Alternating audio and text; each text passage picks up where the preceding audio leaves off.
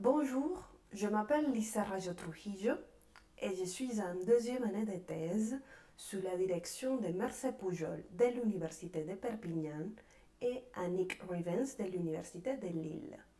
Aujourd'hui, je vais vous présenter ma recherche intitulée Innovation numérique à l'université, enseignement et apprentissage de l'espagnol comme langue étrangère dans des environnements hybrides.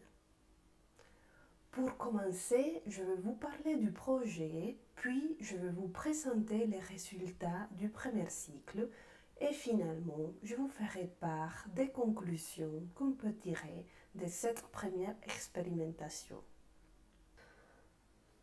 La crise sanitaire du Covid-19 et son impact sur l'éducation nous ont amené à repenser les modes d'enseignement.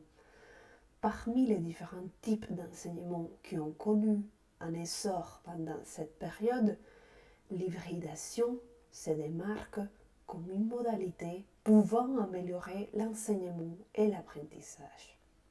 Sur la base de cette idée, nous nous sommes demandé quel est l'impact d'une formation hybride sur l'apprentissage de l'espagnol dans le contexte universitaire en France. Nous avons conçu un projet doctoral pour donner une réponse à notre question.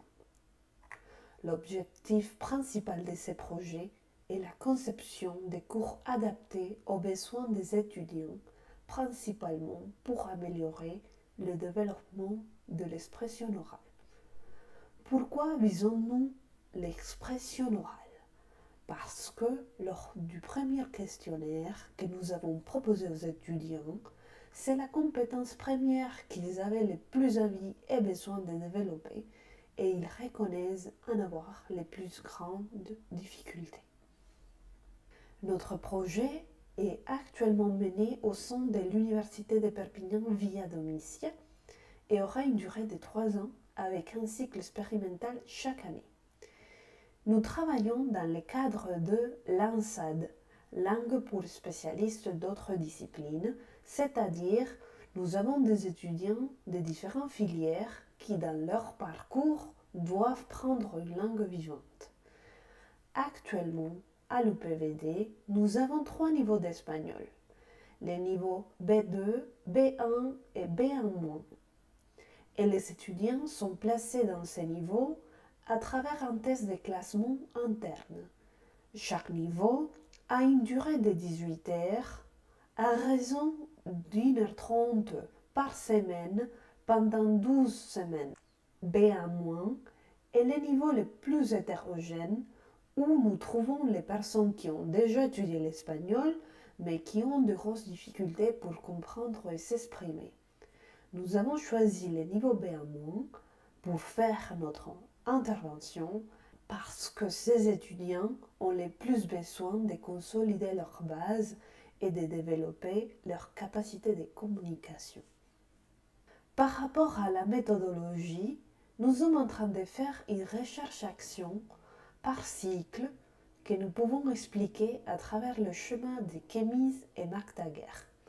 Nous faisons d'abord un plan de cours, nous les mettons en action, nous observons ce qui se passe et nous réfléchissons afin de pouvoir améliorer les cours pour les cycles suivants. Pour le premier cycle, l'étude a été menée auprès d'un échantillon de 36 étudiants.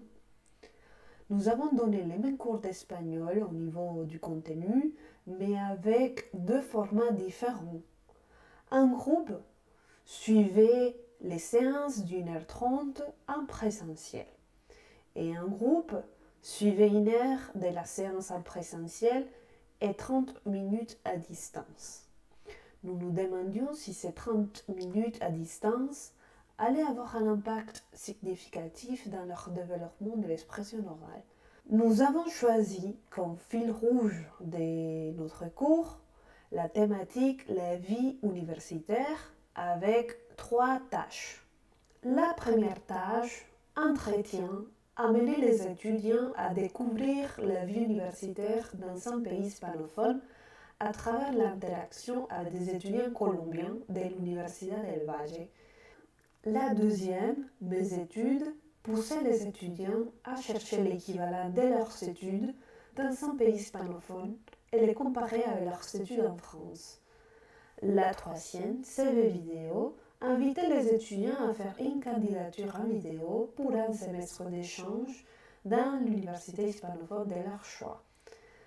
Pour répondre à notre question de recherche, nous avons procédé à une analyse quantitative et qualitative des données recueillies avec nos instruments de recherche, en faisant une triangulation entre les cours, les traces d'apprentissage et les retours des étudiants. Pour la conception du cours, plusieurs éléments ont été pris en compte. D'abord, la formation hybride en langue, qui articule au son des sons ou de ces scénarios pédagogiques de mode, le distanciel et le présentiel. Nous situons notre cours dans une perspective actionnelle. Nous suivons une approche par tâche. Nous prenons en compte que l'expression orale peut être en continu et en interaction et que l'interaction peut se classer en trois types, étudiant-étudiant, étudiant-enseignant et étudiant-contenu. De plus, la télécollaboration désigne l'engagement des groupes d'apprenants dans des interactions interculturelles en ligne. C'est le travail d'échange linguistique que nous avons fait avec l'Université del Valle en Colombie. Finalement, nous avons utilisé la pédagogie inversée pour les activités à distance. Concernant les ressources, les deux groupes avaient accès aux cours Moodle, mais seulement le groupe hybride avait accès au contenu en casa qui représentait la demi-heure de travail à réaliser chez eux. En casa était un livre interactif réalisé avec H5P et il était composé de 4 pages avec un exercice de compréhension orale, d'explication de grammaire avec des exercices d'application, une expression orale et le journal de bord. Maintenant, je vais vous montrer les résultats du pré-test et post-test que nous avons obtenus. Les deux tests ont été réalisés en binôme et en présentiel pendant les heures de cours. Le pré-test avait 2 tâches. Description d'une photo à partir des questions proposées dans la consigne et improvisation d'un dialogue autour du thème de la photo. Le post-test avait une tâche, improvisation d'un dialogue autour de 2 photos à partir des questions formulées par les étudiants.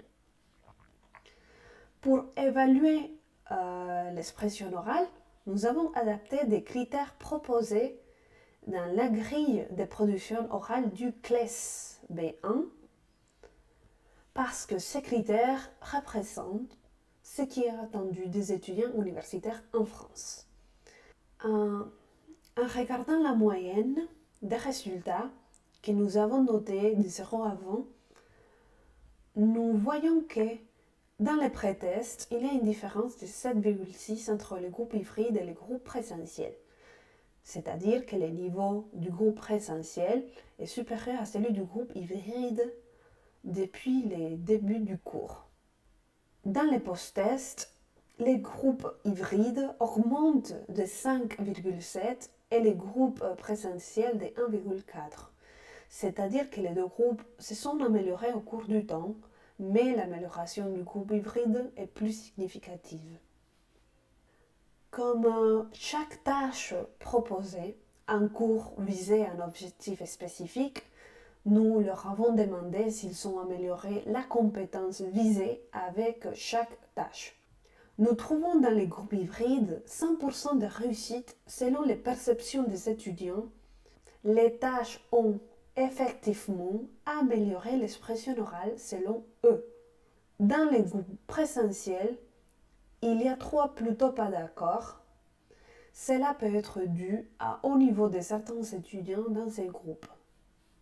Nous avons utilisé différentes ressources pour faciliter la participation et l'interaction des étudiants en cours et à la maison.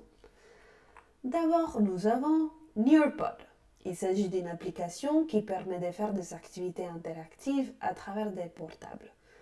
Nous l'avons utilisé de manière synchrone dans les deux groupes et nous constatons que cet outil a facilité la participation et l'interaction en cours. Si vous voulez savoir un peu plus de cet outil, je vous invite à regarder la vidéo que je fais sur YouTube. Ensuite, nous avons H5P, est un logiciel de libre création des contenus interactifs. Nous l'avons utilisé pour héberger la partie du cours que les étudiants du groupe hybride devaient faire à distance. Dans les graphiques, nous voyons que l'outil leur a permis de réfléchir sur leur processus d'apprentissage, d'auto-évaluer leur apprentissage et leur a permis de travailler à leur propre rythme. Nous voyons que pour presque tous les étudiants, cet outil s'avère pertinent pour le travail en autonomie. Finalement, Flipgrid, il s'agit d'une application qui permet aux enseignants de poster des sujets en vidéo ou audio pour que les étudiants répondent de manière asynchrone. Nous l'avons utilisé seulement avec les groupes hybrides, cependant, les groupes présentiels avaient les mêmes exercices d'expression orale, mais nous les faisons en cours avec eux, pas à travers l'application. Nous pouvons constater, avec les graphiques, que l'outil a servi à presque la totalité des étudiants du groupe hybride. En regardant les statistiques sur le site Flipgrid, nous voyons que grâce à cet outil, la pratique de l'oral a augmenté, l'interaction a augmenté, les étudiants ont corrigé leurs erreurs, les étudiants ont pratiqué l'écriture et les étudiants ont fait un travail de répétition. Si vous voulez savoir un peu plus sur cet outil, je vous invite à regarder la vidéo que j'ai faite sur YouTube. Pour continuer, nous sommes intéressés par la satisfaction de nos étudiants. Nous les avions questionnés quant à la satisfaction du développement des compétences et de l'interaction. Dans les groupes hybrides, tous les étudiants sont satisfaits de leur développement sur les deux aspects. Tandis que dans les groupes présentiels, il y a plutôt pas d'accord au niveau du contenu ou du matériel. Dans la discussion sur les points forts, nous pouvons mentionner que 100% des étudiants de deux groupes ont apprécié les cours. Nous trouvons que pour la plupart, ces cours ont fait une différence et maintenant, ils se sentent plus à l'aise quand ils parlent en espagnol, comme nous pouvons le voir dans les graphiques ci-dessus. Dans les points forts, nous voyons qu'il y a plusieurs personnes qui mentionnent l'interaction, la participation, et ils apprécient la rencontre avec les locuteurs natifs, la richesse et dynamisme du cours et les applications. Ensuite, nous allons aborder plus en détail ce que les étudiants nous ont dit par rapport aux aspects à améliorer pour ces cours. Nous trouvons plus de remarques dans les groupes hybrides par rapport aux cours. Il y a deux remarques très importantes. La révision en cours de ce qu'on fait à distance et la charge de travail. Deux aspects que nous allons prendre en compte pour le prochain cycle. Dans les groupes présentiels, nous avons deux personnes qui suggèrent d'avoir plus de pratiques écrites. Grâce aux résultats de cette première expérience et les retours que les étudiants nous ont faits, nous constatons que l'hybridation a un impact positif sur l'apprentissage de l'espagnol dans le contexte de l'ANSAD. La qualité d'accompagnement de l'enseignant est supérieure. Nous avons pu dédier plus de temps à chaque étudiant du groupe hybride grâce aux outils que nous avons mis en place. Ensuite, les étudiants apprécient avoir l'opportunité de travailler à leur rythme et profitent du travail en autonomie.